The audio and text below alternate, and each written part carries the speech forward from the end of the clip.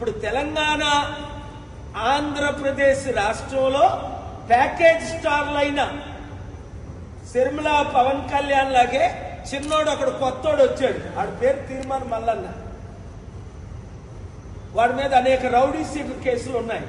నేను బీసీని అని ఆర్ కృష్ణయ్యతో బీసీలందరినీ 80 కోట్లు ఖర్చు పెట్టి నిన్న మీటింగ్ పెట్టి మన బడుగు బలహీన వర్గాల్ని మోసం చేస్తున్నాడు. ఆర్ కృష్ణ ఏమన్నా మేము బిచ్చగాలవా అన్నాడు. చంద్రబాబుతో భిక్షం అడిగాడు, కేసీఆర్ని భిక్షం అడిగాడు, వైసీపీని భిక్షం అడిగాడు, ఇప్పుడు బీజేపీని భిక్షం అడిగి బీసీలని తాకట్టు పెట్టేశాడు.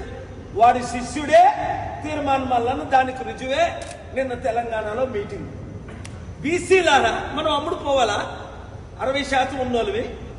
నేనున్నాను కదా, ఎవ్వరికి అమ్ముడుపోని చిరంజీవిలాగా అమ్ముడుపోలేదు కాంగ్రెస్కి, పవన్ కళ్యాణ్ లాగా తెలుగుదేశం బీజేపీకి అమ్ముడుపోలేదు. ఎంత పెద్ద పదవులు ఇస్తానన్నా సరెండర్ అవ్వలేదు.